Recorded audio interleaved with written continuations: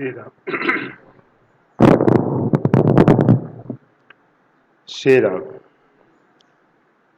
चारों युग प्रताप तुम्हारा, है प्रसिद्ध जगत उजियारा। हनुमान जी महाराज अनादि हैं। वैसे तो सृष्टि भी अनादि है, परमात्मा भी अनादि हैं, सभी अनादि हैं।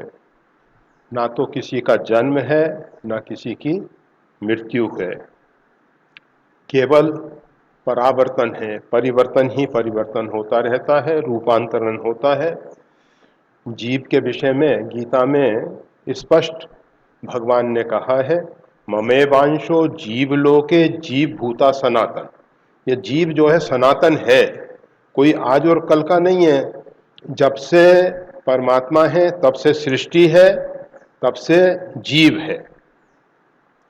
इसके विषय में योग वासिष्ठ में स्पष्ट किया गया है कि जिस प्रकार से तिल में तेल है, इसी प्रकार से ब्रह्म में सृष्टि है।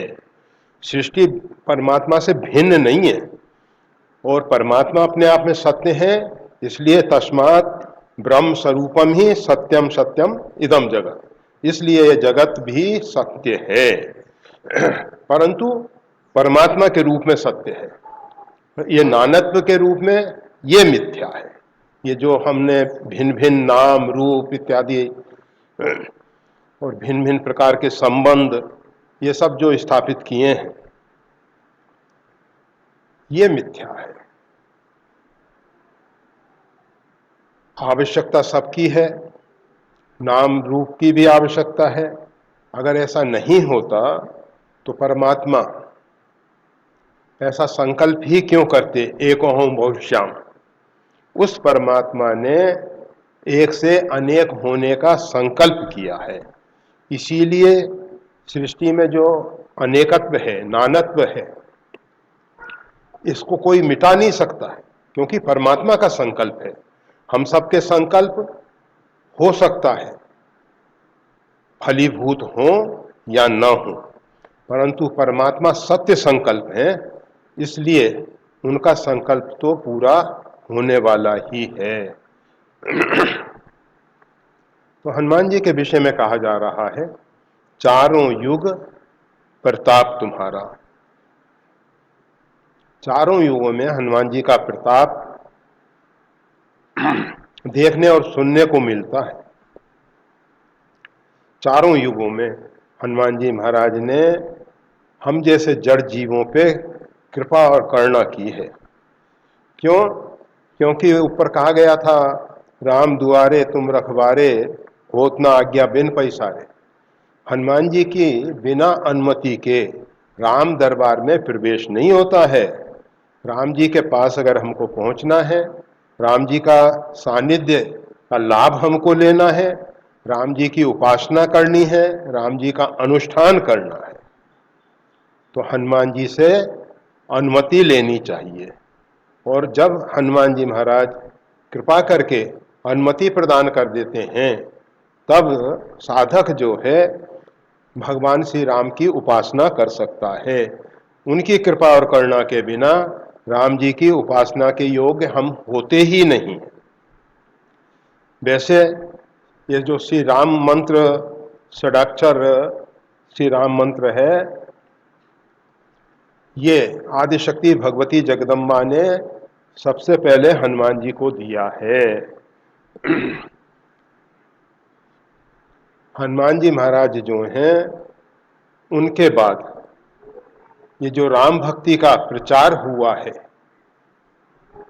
उसमें हनुमान जी अग्रगण्य हैं।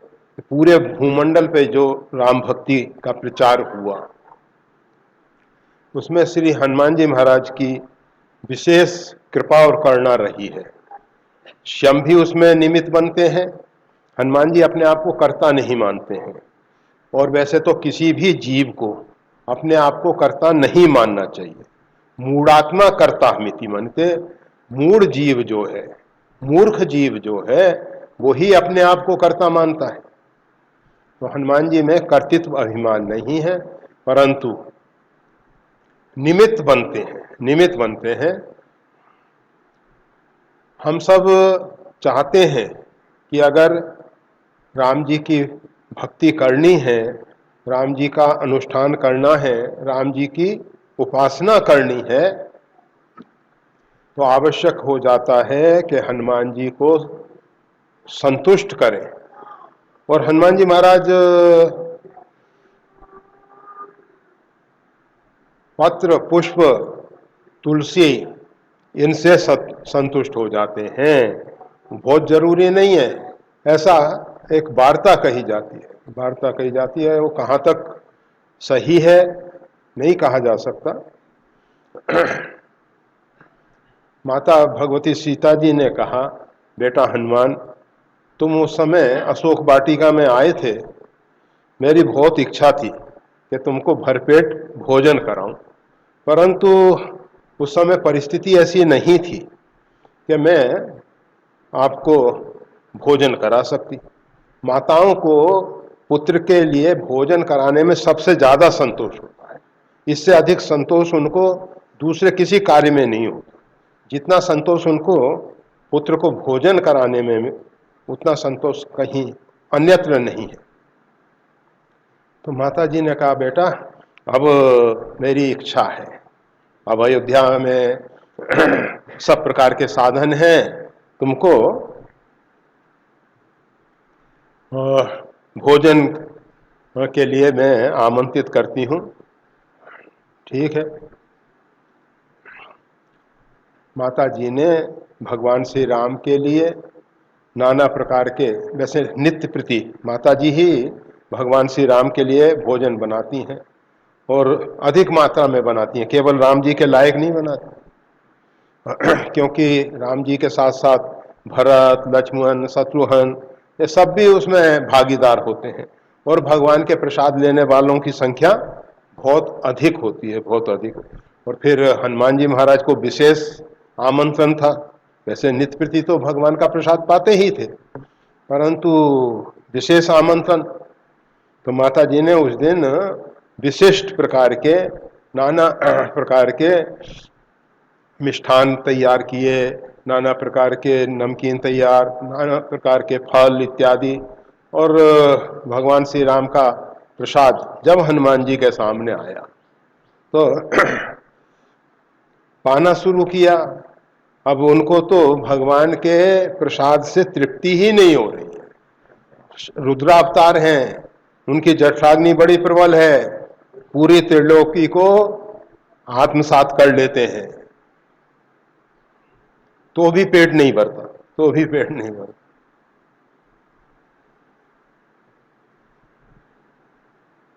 अग्नि के विषय में कहा जाता है कि अग्नि को यज्ञों में इतनी ज्यादा आहुति मिली कि अग्नि अपने आप में मंद हो गई, जठराग्नि उसकी मंद, अग्नि की जठराग्नि मंद हो गई। ये महाभारत में आया है, ऐसे चालू कथा नहीं, दंत कथा नहीं कहते। तब ये जो अर्जुन के द्वारा वन को जलाने के लिए अर्जुन ने संरक्षण दिया है, और अग्नि ने उसको पाया है। तो भिन्न भिन्न प्रकार की जड़ी बूटियां जब अग्नि के पेट में गईं, तो अग्नि की जठराग्नि पुनः सही हो गई। परंतु रुद्रावतार, इनकी जठराग्नि कभी मंद नहीं होती है।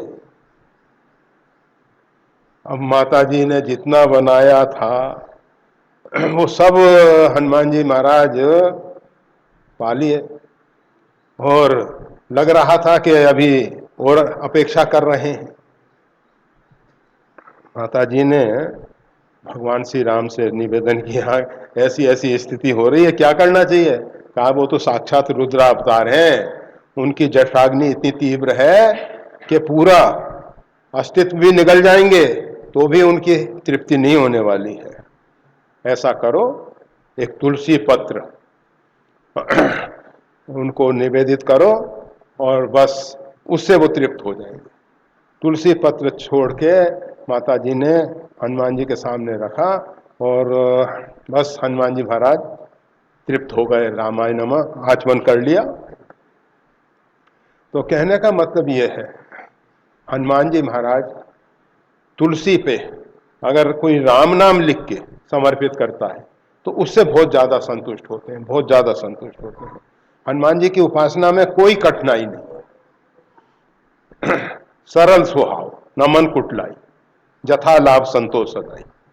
बस ऐसे व्यक्ति हनुमान जी को बहुत अच्छे लगते हैं, अच्छे लगते हैं। सरल स्वभाव हो, छल कपट अच्छा नहीं लगता। अगर हनुमान जी के सामने जाके छल कपट किया, वैसे तो किसी के साथ छल कपट करना अच्छी बात नहीं है, परंतु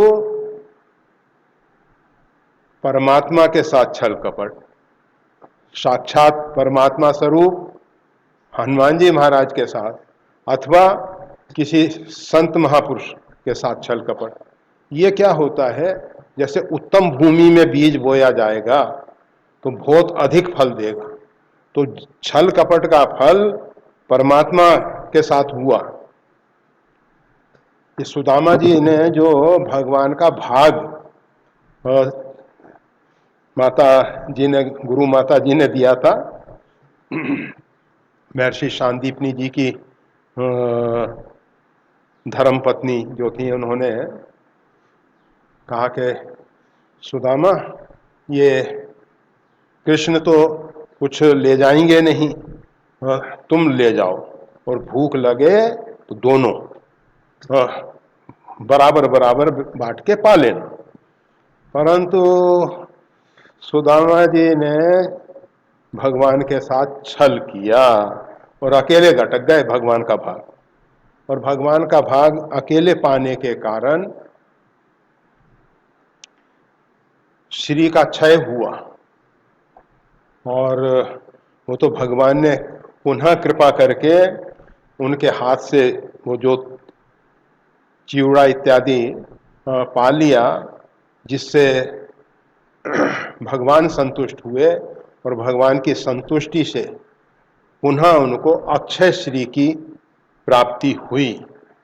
तो भगवान के साथ जो छल कपट करता है, श्री हनुमान जी के साथ जो छल कपट करेगा, अथवा संतों के साथ अगर हम छल कपट करेंगे तो इसका भारी मूल्य चुकाना पड़ेगा, भारी मूल्य चुकाना पड़ेगा, सस्ते में नहीं निपटना है फिर। हाँ, इसलिए सावधान रहना चाहिए, नहीं करना चाहिए, नहीं करना चाहिए।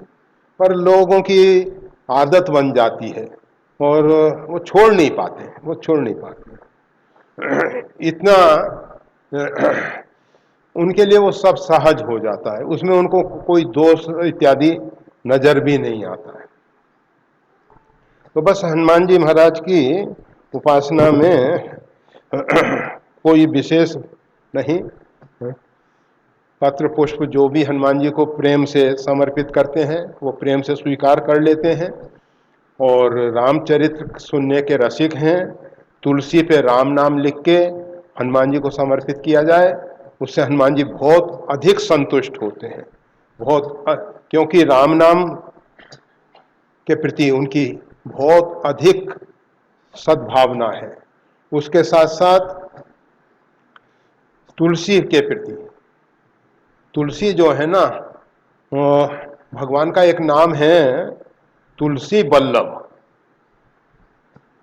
जैसे यहाँ श्री बल्लभ बैठे ना, ऐसे भगवान का नाम है तुलसी बल्लभ। भगवान को तुलसी बहुत प्रिय। 56 भोग 3600 व्यंजन, बिन तुलसी हरि एक न मानी, नमो नमो तुलसी महारानी।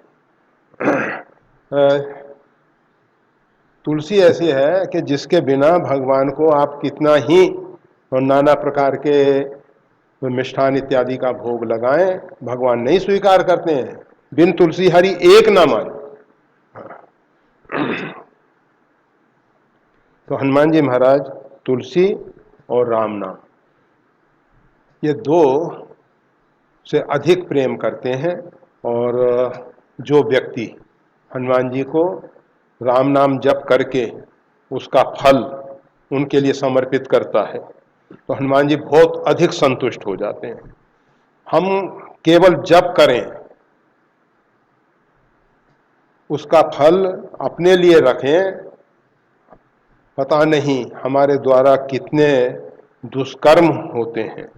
हरि ही समर्पय बिन सत्कर्म, भगवान को बिना समर्पित किए जितने सत्कर्म हैं सब नष्ट हो जाते हैं। इसलिए जितना सत्कर्म किया जाए, पहले तो उसमें कर्तृत्व अभिमान ना हो, और करने के बाद भगवान से प्रार्थना करनी चाहिए कि प्रभु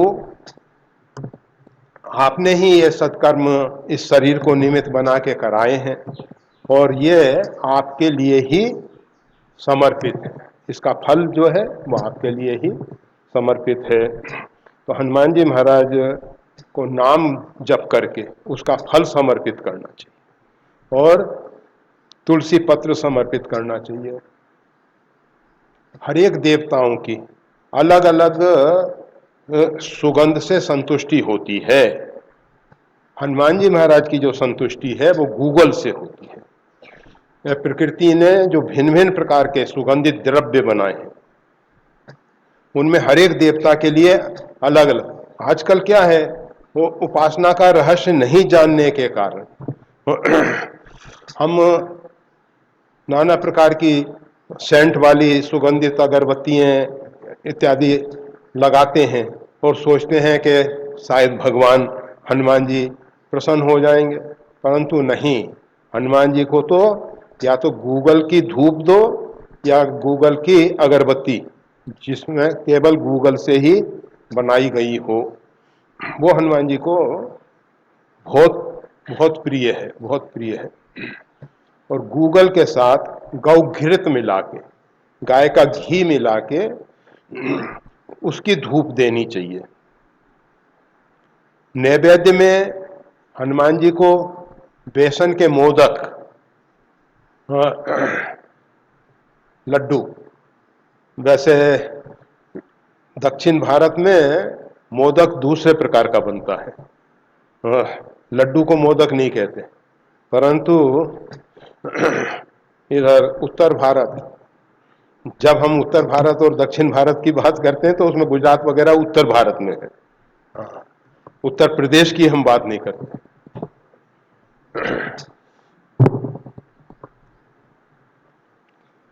तो उसमें हनुमान जी को बेसन के लड्डू बहुत प्रिय हैं। गणेश जी के लिए तो माता पार्वती जी ने एक मोदक बनाया था और बहुत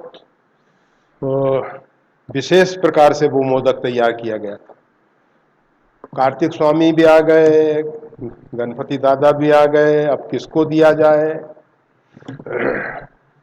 फिर माता जी ने प्रसन्न होके वो गणपति दादा को दिया है। तो गणेश जी महाराज को मोदक प्रिय है, परंतु वो पार्वती जी के हाथ का बना हो। और आप और हम बना के देंगे, हम तो नहीं बना पाएंगे, परंतु अगर मान लो कोई बना के देगा तो उतना गणेश जी को प्रिय नहीं होगा।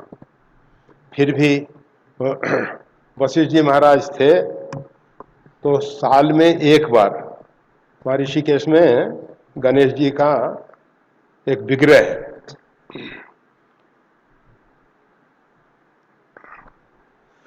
तो उसका अभिषेक करते थे और अभिषेक करके गणेश अथर्वशीष से और उसका विशेष पूजन इत्यादि करके अभिषेक करके फिर मोदक 1000 की संख्या या ज़्यादा होती होगी हमें नहीं मालूम, कम नहीं काफ़ी, वो उसका नैवेद्य समर्पित करते थे। कुछ लोग गणेश जी की प्रसन्नता के लिए मोदक का हवन भी करते हैं। हवन में वैसे गौघृत से होता है, श्रेष्ठ गौघृत, मध्यम भैंस इत्यादि का घृत, और अगर ये सब ना प्राप्त हो तो तिल के तेल से हवन करने का विधान है, शास्त्रीय विधान है।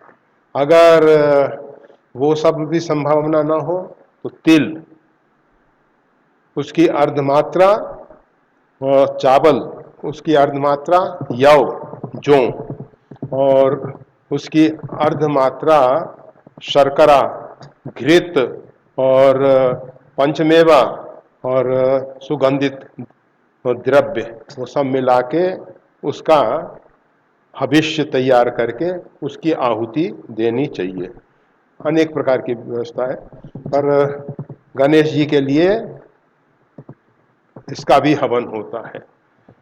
लक्ष्मी जी के लिए ये बिल्व, अगर बिल्व फल उपलब्ध है तो बिल्व फल के टुकड़े, वैसे 11 महीने तक बिल्व फल मिलता है। वैसे तो मिलने को 12 महीने में भी मिलता है, परंतु ज्येष्ठ महीने के बाद आषाढ़ से बिल्व फल नहीं लेना चाहिए।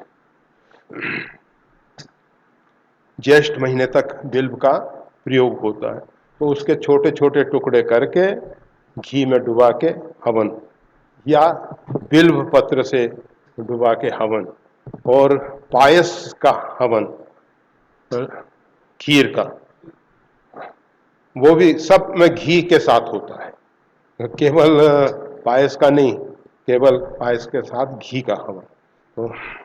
तो हनुमान जी की प्रसन्नता के लिए कोई बहुत जरूरी नहीं है कि बहुत प्रकार की चीजें हों, परंतु जितना हो सके उतना, नहीं तो कुछ नहीं, भूंजे हुए चने और गुड़, इसका नैवेद्य हनुमान जी को समर्पित करो। हनुमान जी महाराज इससे भी बहुत प्रसन्न होंगे, बहुत प्रसन्न होंगे। वैसे बहुत से लोग जो हैं मंगलवार को हनुमान जी का रोट, एक रोट बना के, मतलब मोटी रोटी जैसा ही, पराठा जैसा, जो भी रोट कहा जाता है,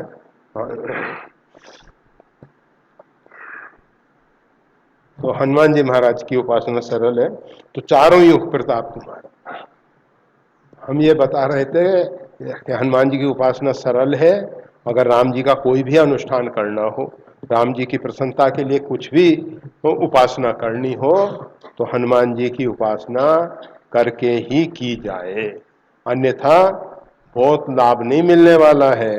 क्योंकि जब तक हनुमान जी महाराज प्रसन्न होके अनुमति नहीं देंगे, तब तक आप शिवालय में जाते हो, शिवालय में 2 खड़े हुए हैं आज, एक तो नंदी जी हैं और एक कच्छप जी हैं।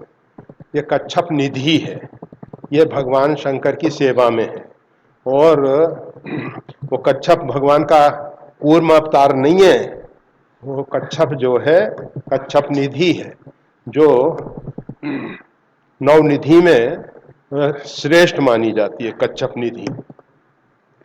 तो भगवान शंकर के दरबार में प्रवेश करने से पहले नंदी जो हैं धर्म का स्वरूप है, उनके 4 पैर जो हैं वो चारों सत्य, तप, शौच, दया, ये 4 पैर धर्म के हैं।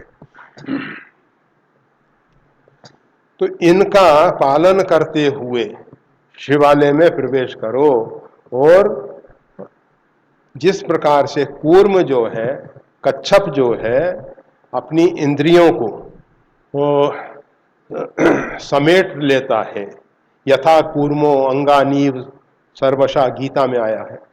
जैसे कूर्म जो है अपने इंद्रियों को अपने में समेट, इसी प्रकार से मनोनिग्रह करके, इंद्रिय निग्रह करके तब शिवालय में प्रवेश करो। शिवालय में ऐसे ऐसे प्रवेश नहीं कर लेने का कि घुस गए जब चाहे। अब वो लिखा तो होता है कि भाई सिले हुए वस्त्र पहन के नहीं जाओ, ऐसा नहीं जाओ। अरे जो मुख्य बात है, धर्म के जो 4 पैर हैं, धर्म के जो 4 पाद हैं, उनका पालन करते हुए और इंद्रियों को और मन को अपने बस में करके फिर शिवालय में प्रवेश करना चाहिए। और जो ऐसा नहीं करते हैं,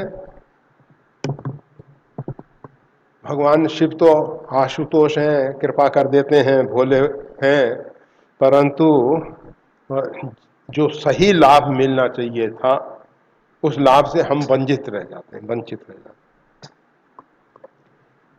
तो हनुमान जी की उपासना करके ही राम उपासना में प्रवेश होता है।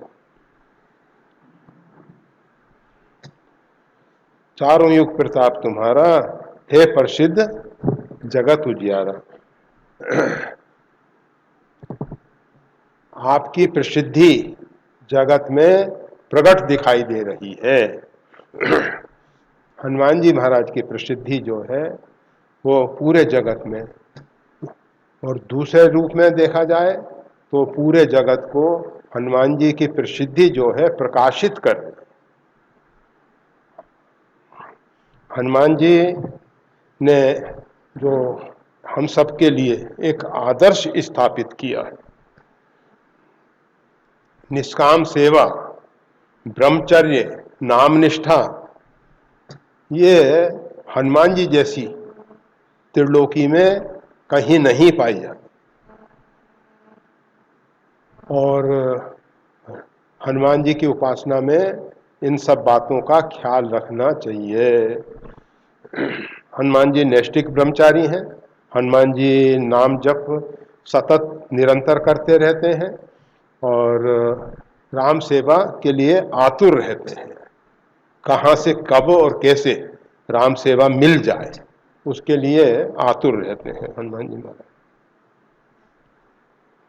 हे प्रसिद्ध जगत उजियारा, साधु संत के तुम रखवारे। साधु और संतों के यहाँ अलग अलग बताया, साधु अलग है, पर काज साध्यति साधवा, जो सही दुख पर छिद्र दुरावा।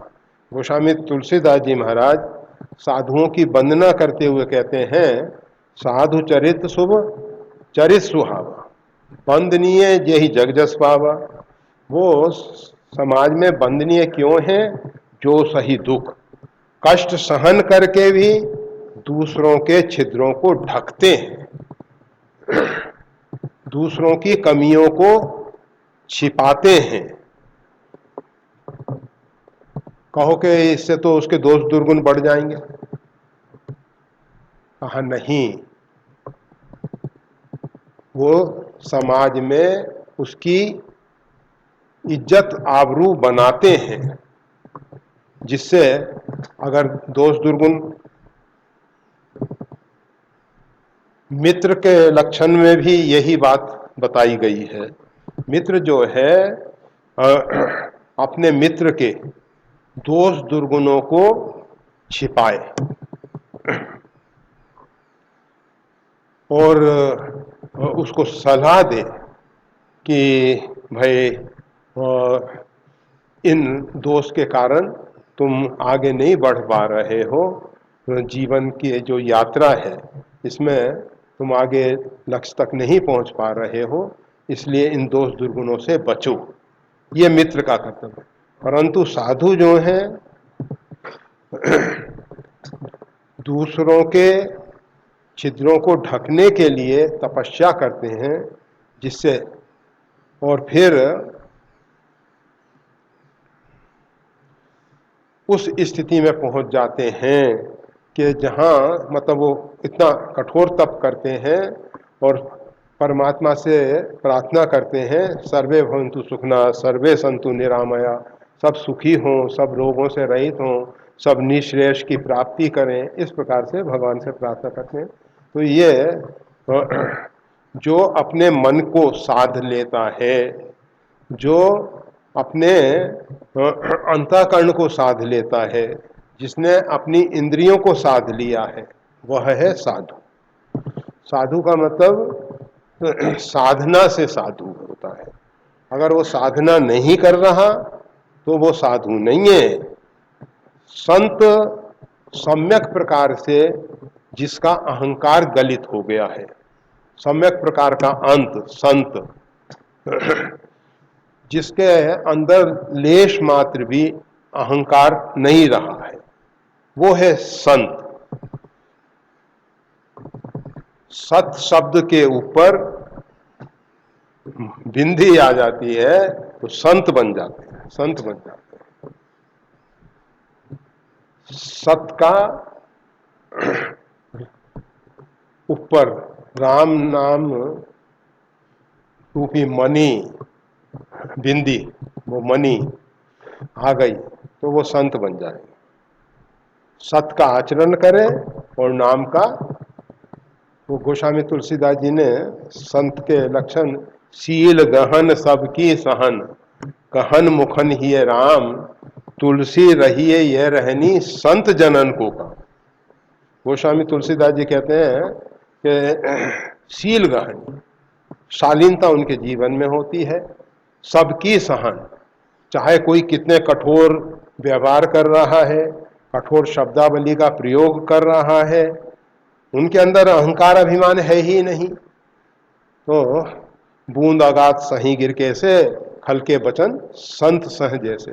दुष्टों के वचन, दुष्टों का दुर्व्यवहार महावीर के कान में खील ठोक दी गई, इसलिए वो तीर्थंकर बन सके। ऐसे थोड़ी बन जाते हैं तीर्थंकर। ये संत, संत तुकाराम, संत विभीषण, ये सब के साथ बड़ा कठोर व्यवहार हुआ है। तो कहा जाता है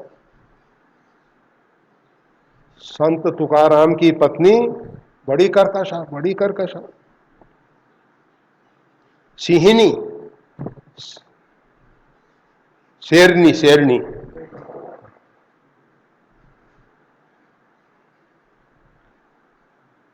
अब तुकाराम के एक छोटी घर में दुकान थी, तो लोग सामान ले जाएं, पैसा ना दें, दुकान बर्बाद हो गई, मतलब खत्म हो गई। अब थोड़ी जमीन थी खेती, उसमें गन्ना बोया, शिरडी। अब पत्नी ने कहा आज चूल्हा नहीं चेतेगा, आज चूल्हा नहीं जलेगा। कहा क्यों? कहा कुछ है ही नहीं सामान, कोई सामग्री नहीं, कोई सामग्री नहीं है। ठीक है, मैं अभी खेत पे जाता हूँ, थोड़ा गन्ना काट के लाता हूँ और उसको बाजार में बेच के अभी सामान आ जाएगा, चले। अब वो गन्ना काफी, जितना उठाया जा सके उतना काट के अपने कंधे पे रख के चले। अब बच्चे मिले, कहा बाबा एक हमको दे दो, एक हमको दे दो, एक हमको दे दो, एक गन्ना शेष रहा, और सब बच्चों को बांट दिया गया, बच्चों को बांट दिया। अब कहा कि एक को क्या बाजार में ले जाना है, वो एक गन्ना लेके घर पे आए। पत्नी ने कहा क्या लाए सामान? कहा ऐसा ऐसा हो गया, बच्चों ने गन्ने मांगे, बांट दिए, ले आज तू एक गन्ना चूस ले बस।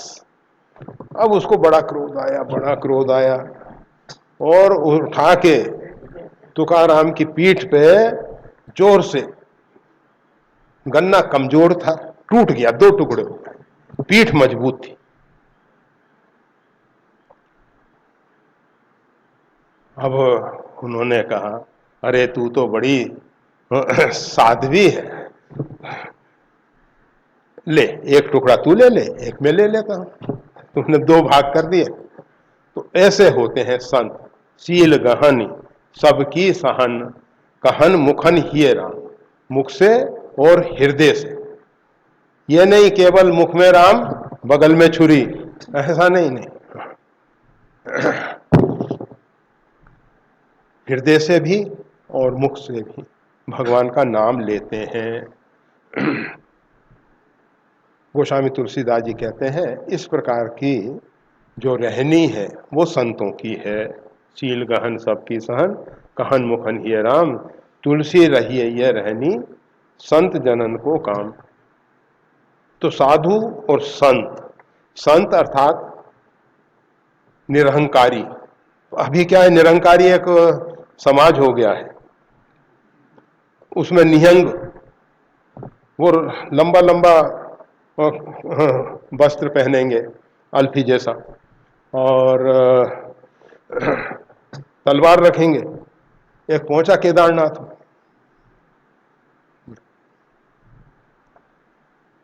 अब वहां तो सब बैठे हुए हैं, यहाँ ये चढ़ाओ, यहाँ ये चढ़ाओ, यहाँ चढ़ाओ, यहाँ चढ़ाओ। बेचारा सुनता गया, मंदिर में प्रवेश कर लिया। अब मंदिर में जब कहा कि यहाँ ये चढ़ाओ, उसने कहा उठ के खड़ा हो, मैं तेरे को ही चढ़ा देता हूँ। और वो तलवार उसके हाथ में। कहा नहीं नहीं बस महाराज, सब कुछ चढ़ गया अब। तो ये निरहंकारी एक समाज है। वास्तविक में जिनके अंदर से अहंकार निकल गया है, निरहंकार का मतलब अहंकार शून्य स्थिति में है, केवल अस्तित्व का मैं रह गया है।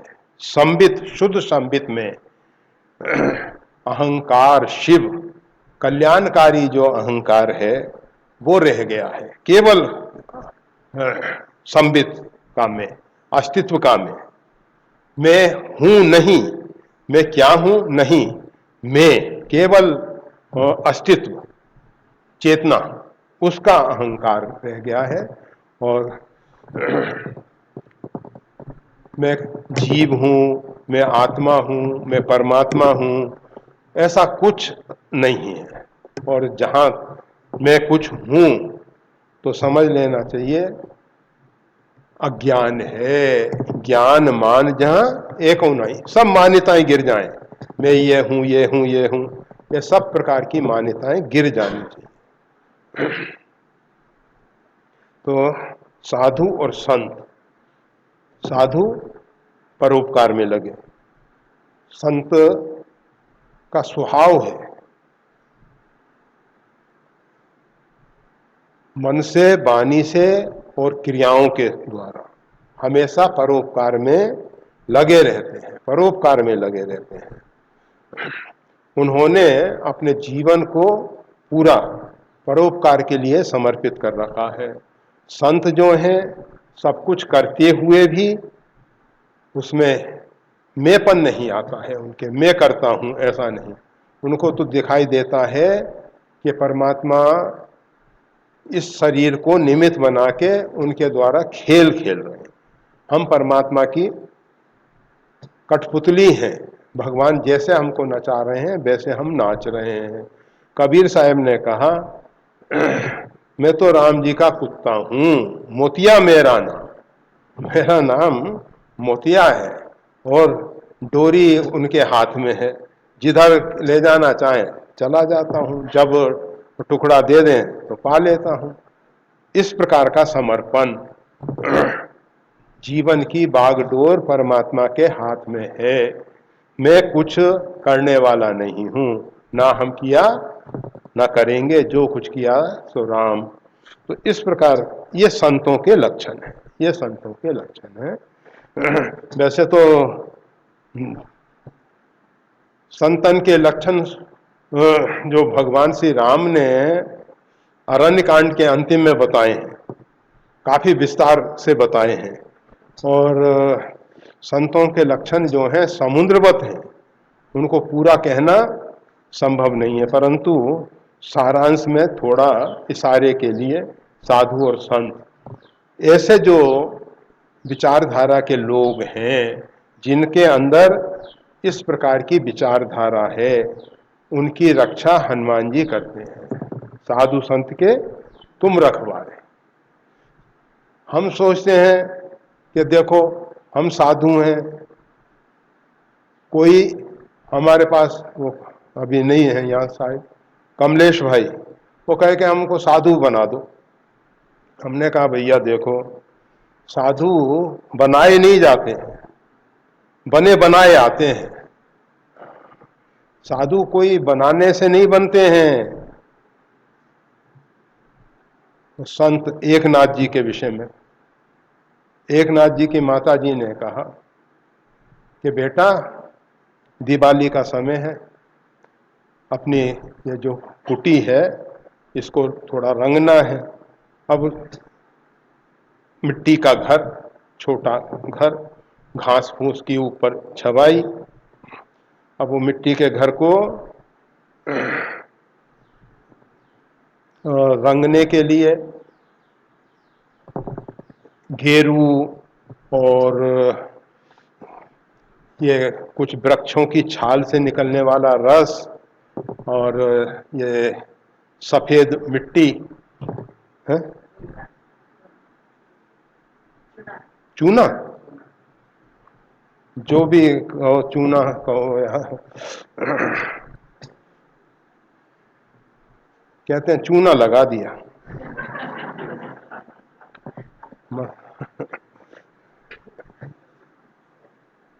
तो माता जी ने कहा कि ये कुल्हाड़ी लो और ये जो छोला खाकरा, प्लास, संस्कृत में उसको प्लास कहते हैं, उसकी जड़ का रस लाल होता है, बिल्कुल लाल होता है, तो वो ले आओ। अब ये कुल्हाड़ी लेके गए, पेड़ पे कुल्हाड़ी चलाने से पूर्व उन्होंने कहा कि कुल्हाड़ी लगेगी तो उसको चोट लगेगी, उसका पहले अपने ऊपर अनुभव करना चाहिए। अपने पैर पे कुल्हाड़ी लगाई और पैर पे कुल्हाड़ी लगाई, रुधिर बहने लगा, तकलीफ भी हुई। कहा नहीं नहीं, ये पेड़ पे कुल्हाड़ी मैं नहीं चला सकता। घर पे लौट के आए, माता ने देखा पैर पे खून बह रहा है, तुरंत सफाई करके गौमूत्र से सफाई की और उस पर पट्टी इत्यादि बांध दी। कहा बेटा ये क्या हुआ? कि माँ मैंने देखा कि वृक्ष पे कुल्हाड़ी चलाने से पूर्व अपने शरीर पे चला के देखूं, इसका क्या परिणाम आता है। जो दूसरों के दुख को समझ सकते हैं वही साधु संत बनते हैं। ऐसा नहीं हम जो बोल रहे हैं उसका दूसरे के ऊपर क्या प्रभाव पड़ेगा, पहले अपने साथ वैसा व्यवहार हो, हमारे को जैसे हम किसी के साथ अभद्र व्यवहार, गाली इत्यादि का प्रयोग कर रहे हैं, तो पहले सोचें कि हमारे को कोई गाली देता तो हमको कैसा लगता। हम किसी के ऊपर प्रहार कर रहे हैं तो हमारे ऊपर कोई प्रहार करता कैसे। तो माता जी ने कहा बेटा तू संत है, तू संत है, तो संत बने बनाए आते हैं, संत को बनाना नहीं पड़ता है। तो साधु संत के तुम रखवारे, असुर निकंदन राम दुलारे। और केवल हनुमान जी महाराज साधु संतों की रक्षा ही नहीं करते हैं, उनकी ये जो आसुरी प्रवृत्तियां हैं हमारे अंदर, जितने दोष दुर्गुण हैं उनको निकाल देते हैं। हनुमान जी महाराज बाह्य शत्रुओं को भी समाप्त कर देते हैं और अंदर के जो शत्रु हैं हमारे, उन दोनों को समाप्त कर देते हैं और राम जी का प्यारा बना देते हैं। किसको? साधु संत। साधु संत के तुम रखवारे, असुर निकंदन राम दुलारे।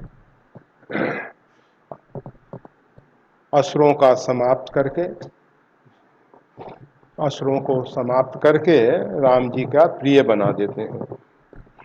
और ऐसा भी अर्थ किया जा सकता है कि हनुमान जी महाराज जो हैं साधु संतों के रक्षक हैं और असुरों का नाश करने वाले हैं और राम जी के प्रिय हैं, राम जी के दुलारे हैं। परंतु हम वही अर्थ करेंगे जो हमको अनुकूल पड़ेगा। हम चाहेंगे हनुमान जी महाराज हमारे अंदर जो छिपी हुई आसुरी प्रवृत्तियां हैं उनको दूर करें, इसलिए असुर निकंदन। और राम दुलारे, हमको राम जी का प्रिय बना दें, हमारे को राम जी का प्रिय बना दें। दोनों प्रकार से इसका अर्थ है, हमारे लिए ऐसा अर्थ है, आप सबके लिए जो हो कर लें। अष्ट सिद्धि नवनिधि के दाता, असबर दीन जानकी माता। हनुमान जी महाराज को अष्ट सिद्धि और नवनिधि का दाता बना दिया गया है, अर्थात इनका भंडार, अष्ट सिद्धियों का भंडार और नवनिधियों का भंडार हनुमान जी के अंदर भरा हुआ है। जिसके पास भंडारण होगा वो ही दाता बन के दान दे सकता है। जो स्वयं कंगाल है वो क्या दान देगा? तो दाता एक राम, भिखारी सारी दुनिया, दाता तो एक राम है। और हनुमान जी महाराज को माता जी ने, आदिशक्ति जगदम्बा परम्बा ने आशीर्वाद दिया है, अष्ट सिद्धि नवनिधि के दाता असवर हो जानकी माता। हनुमान जी महाराज जिस समय इंद्र के वज्र प्रहार से मूर्छित होके भूमि पे आ रहे थे, उस समय पवन देव ने उनको अपनी गोद में ले लिया है और पवन के वेग को रोक दिया है। प्राण की जो संचरण की क्रिया है वो अवरुद्ध हो गई है। और जब प्राण की गति रुक गई तो सब देवताओं ने ब्रह्मा जी के पास जाके निवेदन किया कि महाराज अब तो प्रलय होने वाला है, क्योंकि पवन देव रुष्ट हो गए हैं। ब्रह्मा जी आए, भगवान शंकर आए, सभी देवताओं ने, त्रिदेव सब आए और सब देवताओं ने आके पवन देव को प्रसन्न करने की चेष्टा की। पवन देव ने कहा कि मेरे पुत्र हनुमान के साथ ये जो इंद्र ने दुर्व्यवहार किया है, मतलब छोटे एक बालक के ऊपर वज्र प्रहार करना अनुचित है।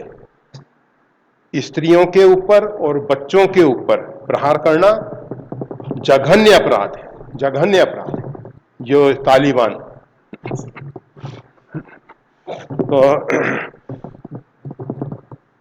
पवन देव ने जब ऐसा कहा तो ब्रह्मा जी ने कहा भाई भूल हो गई है, इंद्र क्षमा मांगे और सब देवता हनुमान जी को वरदान देंगे। तो उस समय हनुमान जी को अष्ट सिद्धि और नवनिधि प्राप्त हो गई। परंतु जब माता जी ने वरदान दिया तो दाता बना दिया, असवर दीन जानकी माता। तो माता जी ने उस वरदान में कहा कि ये केवल आप तक सीमित नहीं रहेगा, आप जिसको चाहो उसको अष्ट सिद्धि और नवनिधि दे सकते हैं, दे सकते हैं। तो ये माता जी ने, लोग पूछते हैं कि ये वरदान कब दिया था हनुमान जी को। अब माता जी से जब संपर्क हुआ उससे पहले ही हनुमान जी महाराज जैसे कनक भूद्राकार शरीरा इत्यादि तो अष्ट सिद्धियां उनके पास हैं, पहले से हैं। वो जिस समय वज्र प्रहार हुआ उसी समय से इनके पास अष्ट सिद्धि नवनिधि आ गई हैं और माता जी ने इनको कृपा करके दाता बना दिया है। दाता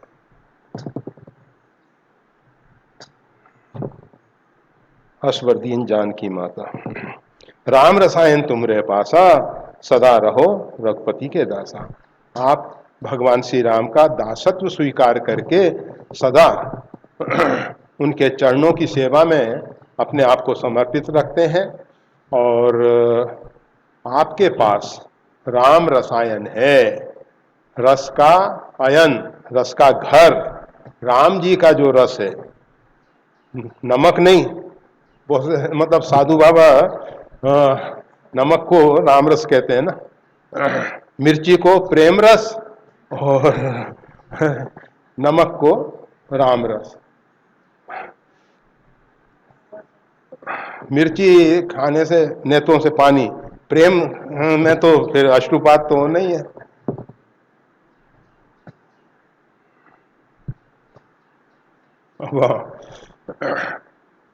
एक महात्मा जी से पूछा कि नमक को तो राम रस कहते हैं, इस मिर्ची को क्या कहते हैं? उन्होंने तुरंत कहा प्रेम रस।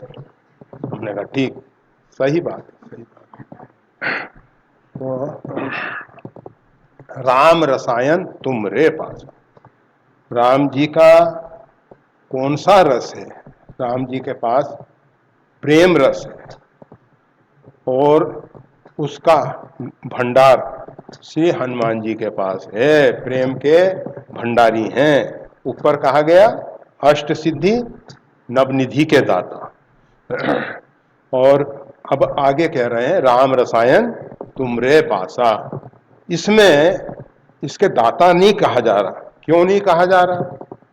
इसके भी भंडार है इनके पास, राम जी का रस का भंडार है हनुमान जी के पास। ऐसा नहीं है कि राम रस का उनके यहाँ कोई कमी है, परंतु उसके दाता नहीं कहा जा रहा। क्यों नहीं कहा जा रहा?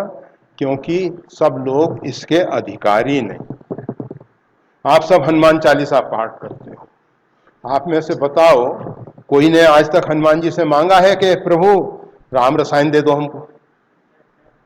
इतने सब लोग हैं राम, ये हनुमान चालीसा का पाठ करने वाले, परंतु कोई नहीं अपेक्षा करता। बस संसार के कामों की पूर्ति के लिए, कामनाओं की पूर्ति के लिए, कष्ट को निवारण करने के लिए, संकट को दूर करने के, इसके लिए हम हनुमान जी की आराधना कर रहे हैं। इसीलिए यहाँ ये नहीं कहा गया कि राम रसायन आप देते हो। कोई उसके लिए योग्य पात्र मिल जाए तब हनुमान जी महाराज, क्योंकि दुर्लभ वस्तु है, हर एक व्यक्ति को नहीं दी जा सकती है। ये जो राम रस है ये अत्यंत दुर्लभ है, ये सबको नहीं दिया जा सकता है। इसके लिए जो योग्य पात्र हैं तो उनको हनुमान जी महाराज बिना मांगे दे देते हैं, बिना मांगे दे देते हैं। अगर इसने कुछ नहीं चाहना की, कुछ अपेक्षा नहीं की है और केवल हनुमान जी की सेवा की है, जो व्यक्ति निष्काम भाव से हनुमान जी की सेवा करते हैं, हनुमान जी महाराज उसको राम रसायन प्रदान कर देते हैं।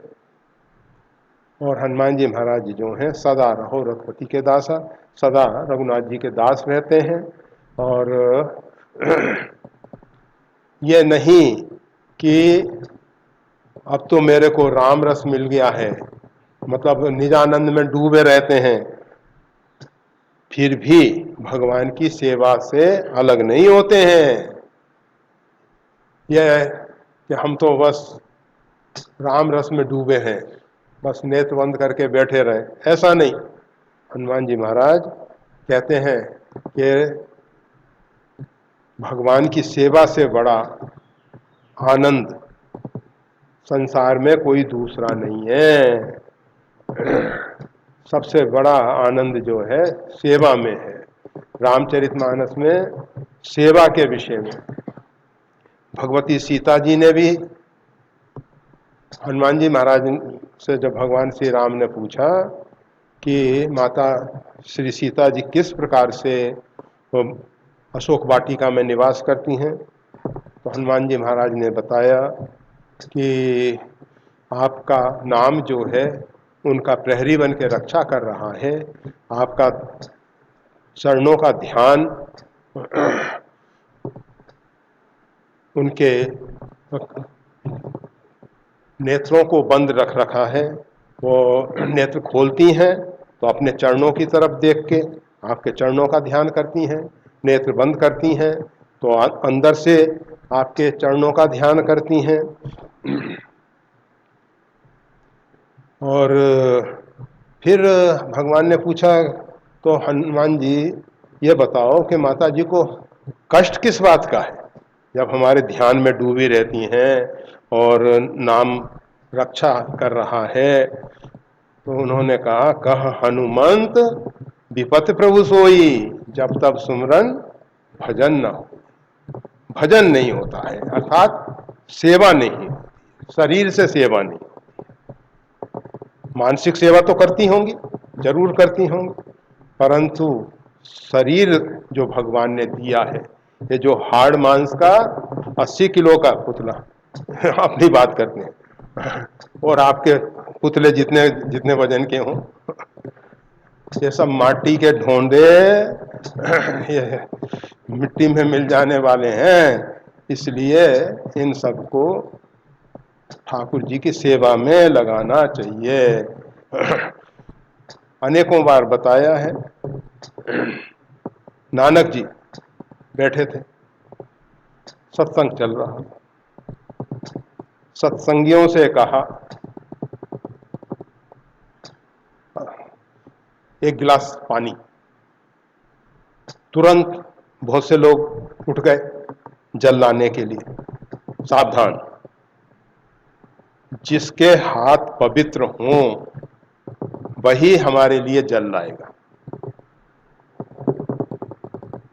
अब सब सोच में पड़ गए कि हाथ पवित्र है या नहीं है। चमड़े का तो हाथ है, चमड़ा तो सबके, तो हाथ पवित्र है या नहीं है, इसका मापदंड क्या होगा? तो एक सज्जन ने कहा मैं जल लाता हूं। कहा तुम्हारे हाथ पवित्र हैं? कहा हाँ। बताओ कैसे? नानक जी ने पूछा अच्छा बताओ हाथ पवित्र कैसे है? कहा महाराज हमारे घर में इतने नौकर चाकर हैं, बहुत सेवक सेविकाएं हैं, हमने कभी हाथ से कोई काम ही नहीं किया। कहा कि अरे मूर्ख, तेरे हाथ कैसे पवित्र होंगे? हाथ की पवित्रता होती है सेवा से, और तूने कोई सेवा की नहीं है, इसलिए बैठ जा। तो हाथ की पवित्रता, हनुमान जी महाराज के पास राम रसायन है, निजानंद में डूबे रहते हैं, प्रेम रस में डूबे रहते हैं, भगवान के नाम चरित्र में डूबे रहते हैं, फिर भी सदा रहो रघुपति के दासा। और सब कुछ होने पर भी सदा भगवान के दास बन के भगवान की सेवा करते रहते हैं। अभी भी भूमंडल पे हनुमान जी महाराज राम भक्तों की विपदाओं को, आपदाओं को दूर करने के लिए हैं। अगर कोई राम भक्त के ऊपर आपदा विपदा आती है तो हनुमान जी महाराज, क्योंकि हनुमान जी देखते हैं कि अब कष्ट के समय भगवान को पुकारेगा तो भगवान को इसका कष्ट निवारण के लिए परेशानी न हो, इसलिए वो पहले ही दूर कर देते हैं, पहले ही। परंतु हम सबका दुर्भाग्य ये है कि हम सब अभी तक राम भक्त नहीं बन पाए। हो कहावत सब कहत, राम सहत उपहास। हम अपने आप को कहते हैं कि हम राम जी के भक्त हैं, सेवक हैं, परंतु राम सहत उपहास, भगवान को उपहास है। कहाँ तो ऐसे राम जी और उनके भक्त ऐसे नालायक नहीं हो सकते।